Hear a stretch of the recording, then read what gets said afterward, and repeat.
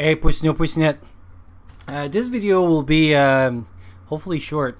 While I was doing my research for my new project, I encountered a few articles, and I think I'm going to do a new list. I was very surprised a little bit by the response that I had about the antibiotic and fish antibiotic things, and I think I'll start a new list on that. Because I was saying it was time for a conversation, and a real conversation about antibiotics. And sadly, first of all, the response was better because I was expecting to get like a lot of negative response, which I didn't get. But I was a little bit disappointed because I think we didn't get into the conversation. What I mean is that the people that still believe we shouldn't have those still believe that you shouldn't have them, and the people that still believe they should have them, they should have them. So what I want to have now and add data to the conversation based on three, and you'll have the articles that I read down below. So those are screenshots for some part of a mix of those three articles, so you can get all the raw data from them. But my opinions in what my point that I was trying to bring with some actual data to bring it. So the first articles will be from the infectious disease following natural disaster prevention control measure, and the second one, sorry about that, is the Infectious Disease Society of America on community acquired pneumonia. For those people, and the reason I focus mostly on that is that one of the and you'll see from one table that we'll see one of the big issue that actually, let's get that to this. It's this one, the risk factor onset of communicable disease following natural disaster. If you go basically the main thing coming out of this is disease that would be created, no sorry, it's the other one and stuff, but basically the disease, how they would spread is not so much like a lot of people think, because there'll be a lot of dead bodies. It's beside if they, for example, they would have Ebola, cholera, and very few disease. There's not a lot of things that would be propagate by dead bodies. So dead bodies are not a big issue for propagating disease, so there's a little bit of myth about that. The main thing would be because everybody would be crammed into a small space, as well as we'll see a little bit further change in behavior, which I discussed in past videos. But one of the main one would be what they call ARI, where it's acute respiratory infection. So pneumonia being the big one. So the reason that I choose the article from the thoracic on the community acquired pneumonia, because like I mentioned before, there's two type of a pneumonia, and you'll see a little bit why the list, but it's just it's different organisms. So if you're in the hospital, for example, a hospital acquired pneumonia, one of the big cause would be because we left you in bed and we did do proper care. Big one when you're in the ICU is called a ventilator acquired pneumonia, is because again we didn't do proper care. So it's a lot on prevention, because those ones we can prevent. It's really because it was bad nursing if you acquired those pneumonias. So here, for example, what their risk factor, you can see overcrowding, close and multiple contact. How many disease can be spread because of that thing. And also, just for a point out, it's a low vaccination coverage. So why am I talking about all this? Here's the recommended antimicrobial therapy for the specific pathogen. I want you to notice something, and this is the data that I want to bring back. So for example, if you look at the Streptococcus pneumonia, is penicillin, amoxicillin, and other ceftriaxone, fluconazine and stuff. Amoxicillin comes back over here, but if you got a mycoplasma pneumonia, amoxicillin is not here anymore. Legionella species Amoxicillin is not here. The tetracycline are good for those ones, but I don't see it. No, I don't see them on those categories over here. This is what I want to bring as a point. This is the list of all the cause of pneumonia. A lot of people, when I talk about conversation, that's the conversation I want to have. All those things on the left, right over here, those are all bacteria. Because again, if pneumonia can be caused by viral as well, but obviously antibiotic wouldn't work for those. But all those are all different species of bacteria that creates pneumonia. And then what I want you to realize is here there's different antibiotic for different type. So obviously the conversation we should have is which one. Sadly, the recipes, because really that's what I call them, the recipe that most people call is what's the status right now. And this is what I talk about when it's the status right now.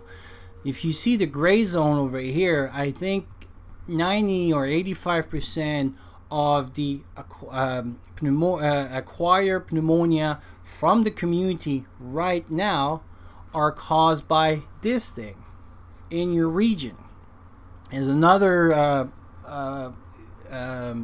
chart that I don't have here, but it was per region. So if you live in Nova Scotia, it was a different organism. If you live in the east, it was a different organism.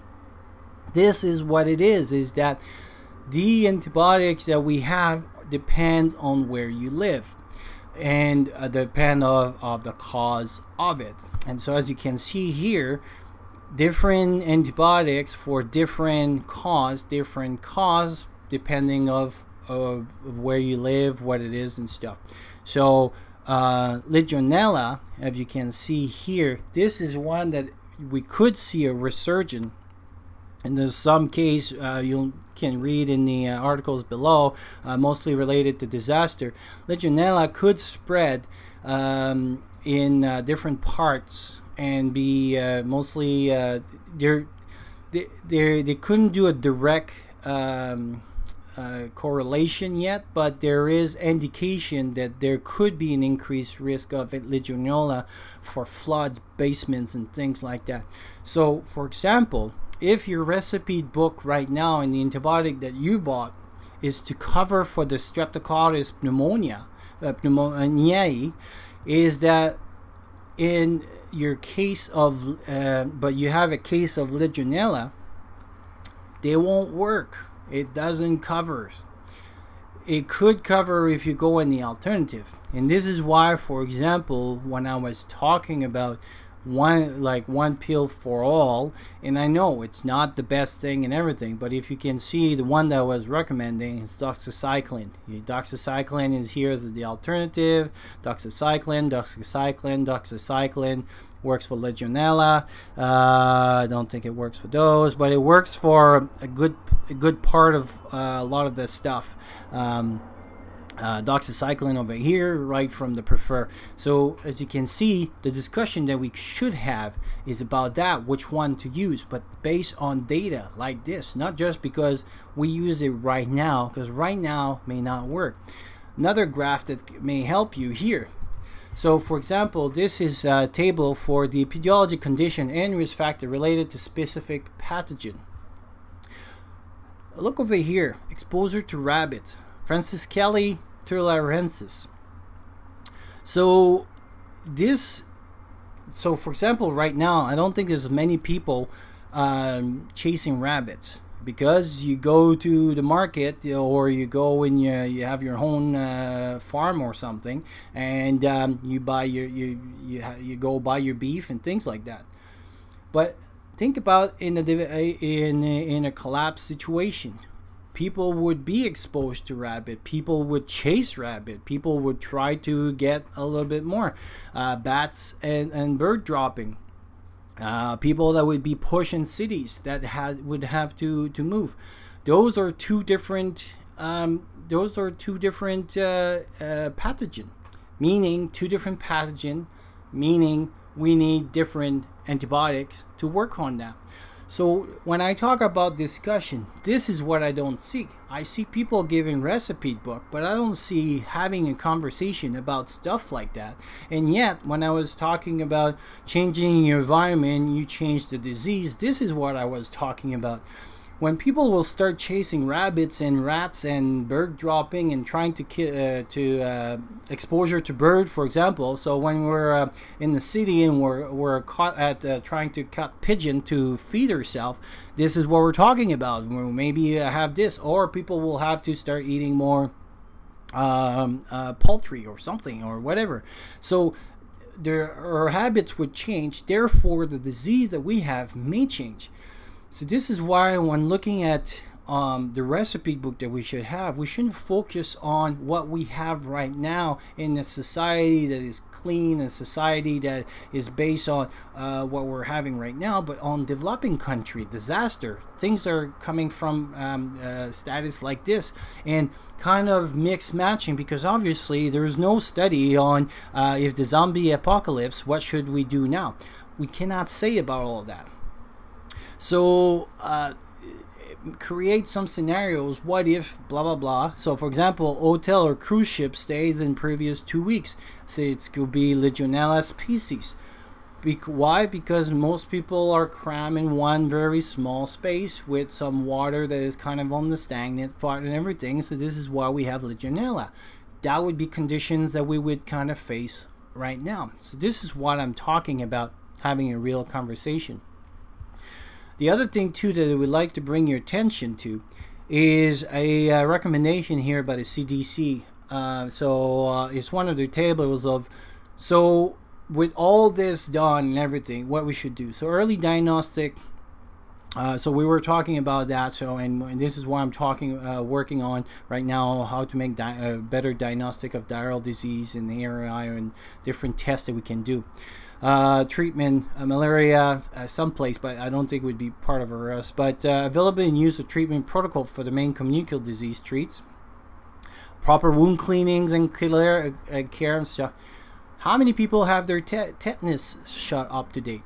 This is a lot of the people that go straight to the antibiotics also don't have their vaccination up to date. And I don't want to get into a debate of vaccination versus non-vaccination, but a lot of disaster has proven that that would be a good, like for example, if you're greater than 65 years old, a way of decreasing pneumonia, since we're in the topic, is to have a vaccination of the pneumonia and stuff. Would it work again for disaster? No, because probably would be a different, but it would decrease your chance. Tetanus would be another one. You're supposed to get one every 10 years. So that would be in the prevention part that I was talking about getting a tetanus shot and all your shot up to date. So when you're in like for example, for being nursing, I have to have all my shots. While another disease that you get when you're in close contact is meningitis. Well, if you didn't get any all your shots for that, for all those things, well then if you're in a close encounter, and we're not talking just about all in a sports thing because you have in a FEMA camp or something. You're at home with 10 of your family members in an apartment that's supposed to be just for 2 people.